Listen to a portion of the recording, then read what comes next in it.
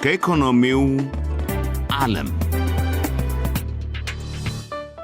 ወይዘሮ ሳራ አራዲ ከ25 ዓመታት በፊት ወደ ዱባይ ሲያቀኑ በእጃቸው ያለው ገንዘብ ጥቂት ቢሆንም በልባቸው ትልቅ ህልም ሰንቀው ነበር። እንደ በርካታ ኢትዮጵያውያን ሁሉ ቤተሰባቸውን ሰርቶ ማገዝም ትከሻቸው ላይ የወደቀ ኃላፊነት። እኔ እንደ አንድ ኢትዮጵያዊት ሴት ወይ ደግሞ እንደ አፍሪካዊት ሴት ራዕይ ነበረኝ።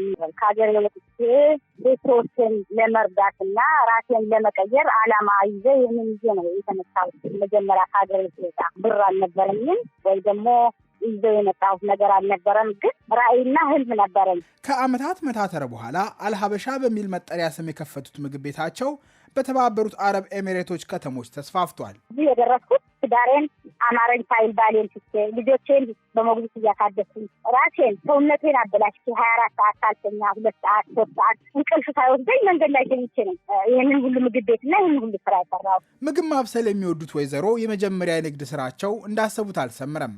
በኪራይ የጀመሩት የምግብ ቤት ቢከስርም እንቁላል፣ ቅቤና ማር ከኢትዮጵያ እያጓዙ መነገድ ጀምረው ነበር። የመንቀሳቀሻ ገንዘባቸው ፈርጠም ሲል ግን ልባቸው ወደ ሸፈተበት የምግብ ማብሰል ሙያ ተመለሱ። የእኛን ምግብ የማስተዋወቅ የመጀመሪያ ዋጋ የከፈልኩት እኔ መጀመሪያ ዱባይ ውስጥ ምግብ ሲተዋወቅ ቀይ ወጥና ጥብስ፣ ክትፎ በቃ የትም ቦታ ብትሄድ የእኔ ምግብ ቤት ግን 40 አይነት ሜኖ ነው ያለው። 40 አይነት ምግብ ነው የነበረኝ ራሴ ሲጀምር ማለት ነው። ሲጀምር ብቻዬ ነኝ፣ ሰራተኛም አልነበረኝም እና ለብዙ ሰው ዴሊቨሪ በየቤቱ የማደርሰው ራሴ ነኝ። ስጋ ገዝቼ የምመጣው ራሴ ነኝ። ኤርፖርት እንጀራ ተቀብዬ የዛን ጊዜ በካርጎ አይታወቅም። በራሳችን ከኤርፖርት ሰው እየጠበቅን ነው ይዘን የምትመጣው። አንዳንዴ ድል ያለ እዛ ቁጭ ብለህ እንቅልፍ ይመጣል። ሰው እንደ ሳፖርት እያደረገን መጥቶ ደስ ብሎት ይበላልኝ ነበር እና በዛው እየለመዱት ሄዱ። እዚህ የበላ ሰው አሁን እንደ ፍቅር ነው የሚይዙት፣ ይወዱታል ያበሻ ምግብ። እኔ ራሴ በጥንቃቄ በንጽህና ለራሴ የምበላው ምግብ ነው እዚህ የምሰራው። ራሴ ሄጄ ከአንድ አመት አንዴ ቅመሙንን ምኑንም አሰርቼ እመጣለሁ። ቅቤውንም በአመት ከሾነ ሄጄ ነው የምገዛው። ከዛ በኋላ ይመጣል፣ ዲፍሪዝ ይቀመጣል። በርበሬውም በአመት አንዴ ይጫናል፣ ይቀመጣል፣ አይቀየርም። እጁ የሀበሻ ምግብ ምንነት ቀምሶ ብዙ ማብራሪያ ነው የሚሰጠው። ቤት ሲመጣ ኦርጋኒክ እንደሆነ የእኛ ምግብ ምንም ግሉተን ፍሪ እንደሆነ እንደዚህ ነው። ብዙ ነገሮችን ነው የምነግራቸው። ለሌሎቹም ምግብ ቤቶች አርአያ ነው። የኛ ቤት በልቶ ነገ ሌላ ቤት ሄዶ ቀይሮ በላ ማለት የኢትዮጵያ ምግብ አወቀ ማለት ነው። የአልሀበሻ ምግብ ቤት መጀመሪያ የተከፈተው በዱባይ ከተማ ናኢፍ በተሰኘ አካባቢ ነበር። አነስተኛው ምግብ ቤት በበረሃማዋ የዱባይ ከተማ የኢትዮጵያ ምግብ አዲስ ጣዕም በማስተዋወቁ ረገድ ስኬታማ ሆኗል። ፊርጅ ሙራር በተሰኘ የዱባይ ከተማ ክፍል ሁለተኛው ምግብ ቤት ሲከፈት ወይዘሮ ሳራ ትርፋማ መሆን ጀምረዋል። ዋና ደንበኞች በብዛት ያው ጅቡቲያን አሉ፣ ሶማሊያ አሉ፣ ሱዳኔዎች አሉ፣ የሀገሩ ዜጋዎች አሉ። ትልቅ ሰዎች የምትላቸው በጣም ነው የሚወዱት። መጀመሪያ ሲቀምሱት ነው እንጂ ተቀመሱት በኋላ በርበሬውን ማያቃጥልም። በትክክል አድርገን ለእነሱ እንደሚስማማ አድርገን ነው የምንሰራው እና እንዲያውም እነሱ ምጥሚጣ በሎሚ እያደረጉ በጥብጠው ነው የሚጨምሩበት። እኛም አንበላውን ይበላሉ እና አሜሪካኖች አሉ፣ ኢሮፖች አሉ፣ ኢንዲያኖች አሉ፣ ጃፓኖች አሉ።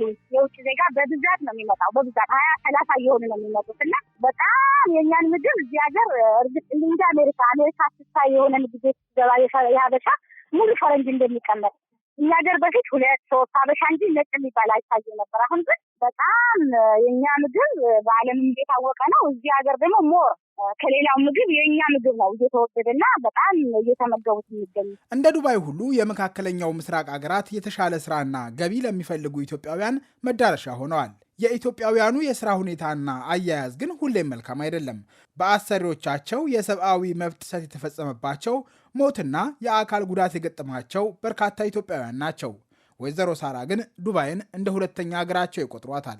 ዱባይ ማለት ክልል 15 ነው ማለት ይቻላል። በእኔ አመለካከት ማለት ምንድነው ባህላቸውንም ምናቸውንም ለእኛ በጣም የቀረበ ነው። በህጋዊ መንገድ ልስራ ካልኩኝ በጣም ፖዚቲቭ ናቸው። እንድትሰራ እንድታድግ በጣም ብዙ መንገድ ያዘጋጅልሃል፣ ይረዳሃል፣ ያሳይሃል እና እዚህ ሀገር ስገባ ይህን ያህል የቸገረኝ ነገር አልነበረም። የቸገረኝ ነገር ምንድነው ራሴን ከመጉዳትና ከማለት ውጭ ያው አገሩ ክርስቲያንም እስላምም ማንም በእምነቱ የሚኖርበት ሀገር ነው። ቋንቋው ነው። ቋንቋው ለኔ እንደገባው ወዲያው ነው የቻልኩት። ምንም አልከበደኝም። እኔ ካጋጠመኝ ነገር አገሬ ውስጥም ሰርቼ ከምቀየርበት በላይ እዚህ ሀገር ተቀይሬያለሁ። ሰው በሄደበት ሀገር ሰርቶ ሲኖርና እንደ ሀገር ሆነህ የምትኖርበት ሀገር ካለ አገሬ ትለዋለህ አይደለ? ሁለተኛ ሀገር ነው። ዱባይ ማለት ባዶ እጄ መድቤ ተለውጬበታለሁ። የአልሀበሻ ምግብ ቤት ከዱባይ በተጨማሪ በአቡዳቢ ሻርጃህና አጅማን ከተሞች ጭምር ቅርንጫፎች አሉት።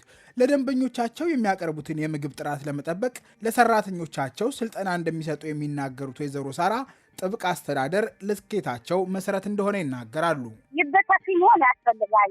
ሁሉንም ነገር የምንሰራው በእምነት ነው። ብዙ ብራንቾች አሉ። ሁሉንም ጋር ሄደህ በየቀኑ ማየት ይከብዳል። ምክንያቱም ለምሳሌ አቡዳቢ ወደ አጅማን ወደ ትንሽ የተራራቁ ከተማዎች 160-150 ኪሎ ሜትር የሆኑትን እነሱ ጋር መድረስን ባትችል ግን ማኔጅመንቱ እንዳልኩ ሁሉም ነገር አንድ አይነት ነው። ሰራተኛ ከአዲስ አበባ ይመጣሉ። አንድ ወር ሙሉ ራሴ ነኝ ትሬን እሰጣቸዋለሁ። አሰራሩ፣ የምግቡ መለኪያው፣ ቅባቱ፣ ሁሉም ነገር በደንብ አሳያቸዋለሁ። አንድ ሳምንት የሚሆን ደግሞ አያለሁም እንዴት ይቀምሳሉ የሚሰሩት ነገር። ከዛ ፐርፌክት መሆናቸው ታቅ ወደ አንዱ ብራንች ወይ ደግሞ ወደ ሌላ ብራንች ይሄዳሉ። ከዛ በኋላ አንድ ነገር ኮምፕሌን ካለ ወይ ደግሞ ምግብ እንደዚህ ሆነ ደግሞ ካለ ተመልሼ ወደ እኔ ቦታ ወደ ትልቁ ሜን አመጣና ያቺ ጎበዝ የሆነችው ወደዛ አቀያይራለሁ። ወይዘሮ ሳራና ባለቤታቸው ከዓመታት በፊት መሀል አዲስ አበባ ፒያሳ ላይ ፊልም የሚያከፋፍሉበት ሱቅ ነበራቸው። በአንድ ወቅት ተወዳጅ የነበሩትን የህንድ ፊልሞች ያከፋፍሉም ነበር። ሚሊዮነር ስለመሆናቸው ስጠይቃቸው ፈገግ የሚሉት ወይዘሮ ሳራ ከገንዘብ በላይ ስኬታቸው የሰራተኞቻቸው ለውጥ እንደሆነ ይናገራሉ። ሚሊዮነር ማለት እኮ ምንም አይደለም፣ ብር መቁጠር አይደለም።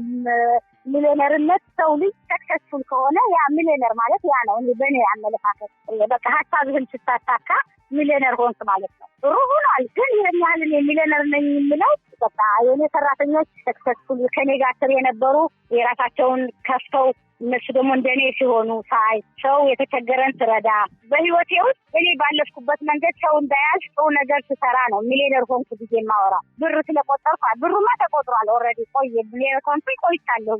ብር መያዝ ሳይሆን በቃ በህሊና ደስተኛ መሆን ነው የሰው ልጅ ሚሊዮነርነት ሊያሰኝ የሚችለው። ወደ ሩዋንዳ አካባቢ ፎቅ ትንሽ 4 ፍሎር ናት ሾፕ ሰጥተን ነበረ።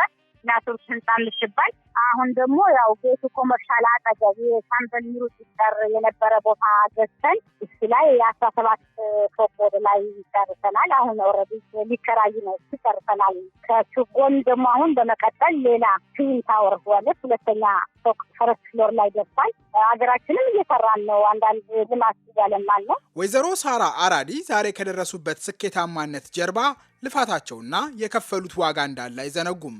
በመካከለኛው ምስራቅ አገራት በስራ ላይ የተሰማሩ ኢትዮጵያውያን ስኬታማ ለመሆን ግልጽ ዓላማና ገንዘብን በጥንቃቄ ማስተዳደር ያሻል ባይ ናቸው። እኔ ከሀገሬ ስወጣ ምንም ነገር የለኝም። ማንም ያውቃል። እዚህ ሀገርም የከፈልኩት ዋጋ ያውቃል። አንድ ሰው ሰክሰስፉል ለመሆን መጀመሪያ ለምናደርገው ነገር ዓላማ ሊኖረን ይገባል። ሁለተኛ አቋም ሊኖረን ይገባል። ሶስተኛ ለአንድ ነገር ስናረግ ክብር የሚባል ነገር አለ። እኔ ለብር ከራሴ በላይ ቦታ ሰጥቼው አክብሬው ነው ያከበረኛ ነው። አክብሬው ማለት ምንድነው? ሳንቲም የሚባል ነገር እኔ አንድ ሳንቲም ደምሮ ነው ወደ ብርና ወደ ኖት ወደ 100 ወደ ሚሊዮን እንደሚመጣ ገና ከመጀመሪያ ህልሜ ውስጥ ነበረ እና ብዙ ሰው ጋጣለሁ። ይሄን ነገር ቢዝነስ የማያውቅ ሰው፣ ንግድ የማያውቅ ሰው ቢዝነስ መግባት የለበት። ምክንያቱም አንድ ሰው ነጋዴ ትርፍን የማያውቅ ከሆነ ለምን ይነግዳል ነበር የሚለው እና እንቅልፍ የማይወድ ሰው የለም። እየወደድክ ግን አንተ እንቅልፍህን ጥለህ በዛ ዋጋ ሳክሪፋይስ እየከፈልክ የምታገኘው ነገር አስበህ ማድረግ ማለት ይሄ ዋይዝ መሆን ነው። ሁለተኛ ባለቤትህን ጥለህ አንተ ነገ ምን እንደሚያጋጥም ሳታውቅ እኔ በቃ ነገ ጠዋት እንዲሆናለሁ ብለህ አስበህ ትዳርህን ጥለህ ውጭ ብቻህን እየሰራ ነገ ለወጣለሁ ብለህ ማሰብ በጣም ለብዙ ሰው ህልም ነው የሚሆነው፣ ማለት የማይታሰብ ነገር ነው። ሶስተኛ የወለድኩትን ህፃን ልጆቼን የ3 ወር በሞግዚት ትቼ እዚህ መስራት ማለት ለኔ ሰው ሁሉ አንቺ ሰው አይደለሽም ከሚሉ ተካይ ነች። እንዴት ገንዘብ ብለሽ የሚል ነገር ብዙ ሰው አይደለም። ይሄ ማለት ምንድነው? ዋጋ ያስከፍልሃል፣ ትከፍላለህ ዋጋ። ያ የከፈልከው ዋጋ ደብል ሆኖ ይመጣል። ያንን ነበር የምነግራቸው። አንድ ነገር ቁጭ ብሎ የምታገኘው ነገር የለም። መጀመሪያ በደንብ በመራራ ነገር ስታልፍ ነው ጣፋጭን ነገር የምታገኘው እና እንደ ሰው ልብስ አያምረኝም። ተሳስቼ አንድ ቀን ሲጋራም ሆነ አጉል የሆኑ ነገሮችን አልተሳሳትኩም። ለምንድነው? ዓላማ ያርቄ ስለማስብ ነበር። ሁላችንም በቃ ወገባችን ጠበቅ አድርገን ከሰራንና ከተነሳ አይደለም ብር ሌላ ነገር ይደረጋል። ይቻላል። ምንም የማይቻል ነገር የለም። ውሳኔና አቋም ነው የሚያስፈልገው።